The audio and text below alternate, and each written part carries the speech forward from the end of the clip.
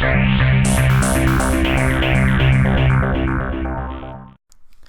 evening, everyone, and welcome to the first installment of Sports Talk Monday. This will be a little show where I will be talking about sports, obviously. It'll be everything current, my analysis on stuff, until I get a better computer. My Elgato is not going to be working properly, so I'm just not going to do any of those videos until further notice. Expect them to become soon, but I should be doing Sports Talk Monday at least once a week. Obviously on Monday, maybe some other days when stuff comes up, but mainly Monday because once the NFL season gets started, it'll be one day after all the NFL games go, so that's where my big analysis will start to take off. But anyways, let's get it started. The 2015 NBA Finals, that's right everyone, featuring the Golden State Warriors against the Cleveland Cavaliers, minus Kyrie Irving and Kevin Love, both due to injuries. Now, the Cavaliers are down 2-3 in the series against a very, very good Golden State team.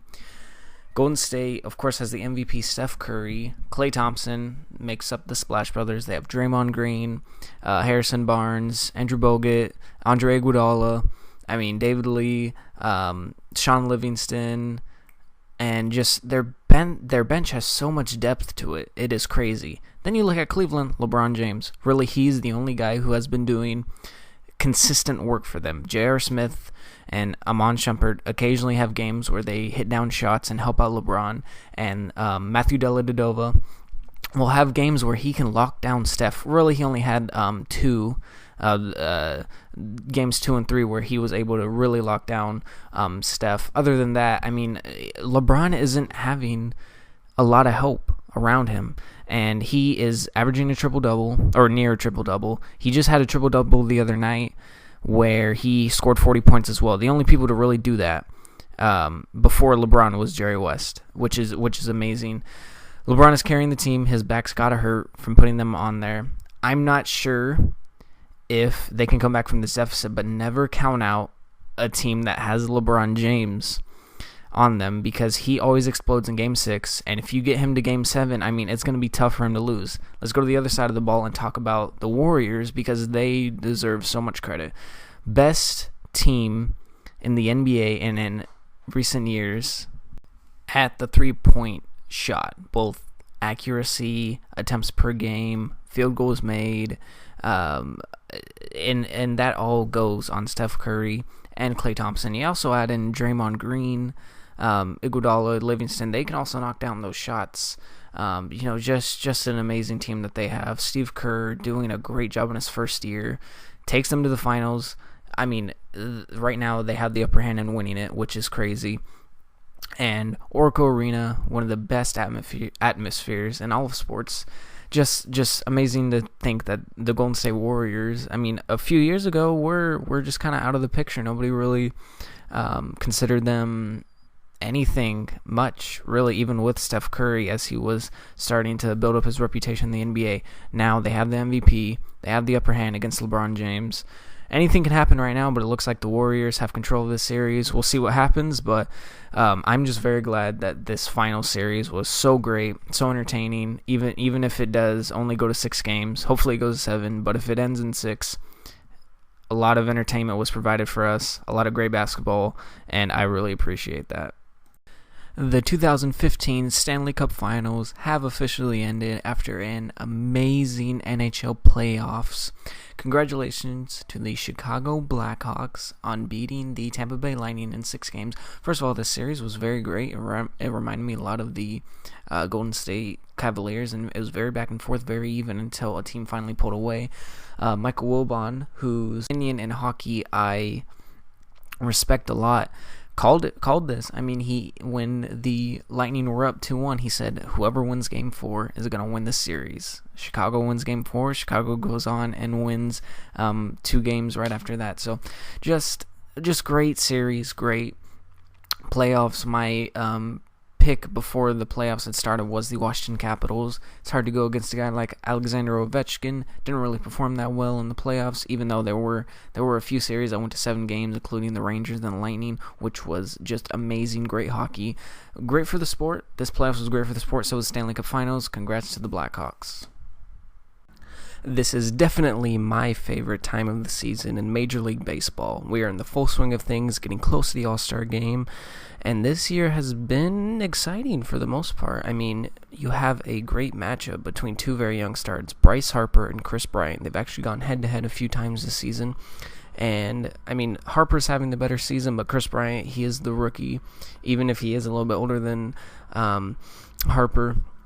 But Bryant shows a lot of potential, much like Harper did, and Harper has been the young star of the Major League Baseball along with Mike Trout for a few years now, so it's going to be exciting to see how they develop. Speaking of young stars making a lot of noise, Giancarlo Stanton of the Florida Marlins actually leads the majors in home runs. A lot of people don't know that because he plays for the Marlins.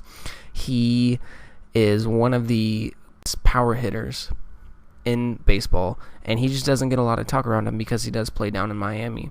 On the other side of things, the best team in baseball is the St. Louis Cardinals. They've been doing great for the past 50 or so years.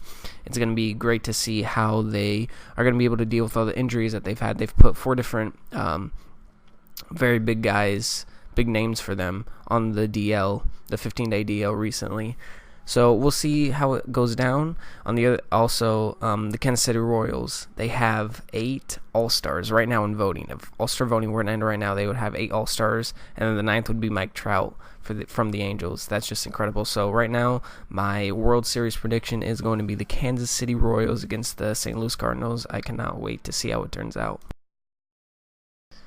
Even though the season hasn't started yet, let's get some early National Football League predictions in here. My surprise team out of the AFC, I got the Miami Dolphins. They signed Sue. They got Tannehill at quarterback. They trade away Mike Wallace, which I think will help them out. They do pick up Kenny Stills in a trade, and Donnell Ellerbe wasn't really performing well for them, so I thought that was a good trade because they do need more receivers to help out Tannehill. Just as long as their running game improves a little bit, hopefully no Sean Marino and Nio Davis can perform well. They have Brent Grimes, one of the best and most underrated cornerbacks in the entire game. We'll see how they do. For the NFC, New Orleans Saints. Yes, that is my favorite team, and yes, I am going to be rooting for them. A lot of improvements, even if they did trade Jimmy Graham. They got C.J. Spiller. Drew Brees, yes, is a year older, and yes, their defense has not really been performing well, but they picked up some decent corners in free agency, including Brandon Browner, who's just coming off of a Super Bowl win. They also got Andres Pete as their 13th overall pick in this upcoming draft. They drafted a couple of linebackers. I mean, they made improvements that they needed to, so it's going to be exciting. I mean, their offense is always very exciting and explosive to watch. Let's see if they are able to make anything out of it. I'm not picking either of those teams to be in the Super Bowl, however, or even the championship game in their respective conferences. New England Patriots against Indianapolis Colts, that is my AFC championship prediction. Just because, I mean, the Colts made some great improvements, and the Patriots are going to be back on it. I don't think Tom Brady will be gone for the first 4 games. I think it'll be reduced to 2 at the least. And then the Colts got Andrew Johnson, Frank Gore. I mean, a couple of veterans, but they will help out around. Andrew Luck keeps improving every year, and I mean, they were in the championship game last season, so I think it will be a repeat. And then in the NFC, I have the Green Bay Packers against the Dallas Cowboys. As long as Des Bryant gets his contract, I think he'll be happy, and I think he'll get that. That team was just surprising last year, to say the least. I mean, they did phenomenal. And then the Packers, Eddie Lacy, Aaron Rodgers, 2 of the best duos in the league, and then Randall Cobb. That was the best signing, I think. It was a re-signing, but it was the best signing of the entire free agency to get Randall Cobb to come back for you. He was such a great asset. And last but not least, to wrap up this very first Sports Talk Monday, United States Women's Soccer. Go USA. They have 4 points right now. They defeated Canada, and then they actually had a 0-0 draw against Sweden, which was actually a pretty impressive game. They're ranked 2nd. Sweden was ranked 5th in the world. And I'm just going to be rooting for the USA women. They take on Nigeria. They will probably win that game, making them win the group that they are in, advanced. They're the favorite in the tournament, even though Germany is number 1. We'll see how interesting that gets. But go USA, and something needs to be done about Hope Solo. I mean, she is under investigation for a domestic violence case, lied on national TV. The police report is totally different than what she said on Good Morning America. Just very sad, the whole situation. Even if she is a very talented and very great player, some discipline needs to happen. I'm guessing it will happen after the World Cup is over. I mean, there can't be hypocrisy in this. If it's a domestic violence case, doesn't matter if it's a man against a woman or a woman against a man, or spousal. Domestic means family in the abuse department. So we'll see what happens with Hope Solo. And I would just like to thank you guys so much for watching. Don't forget to like, comment, and subscribe, and I shall see you soon.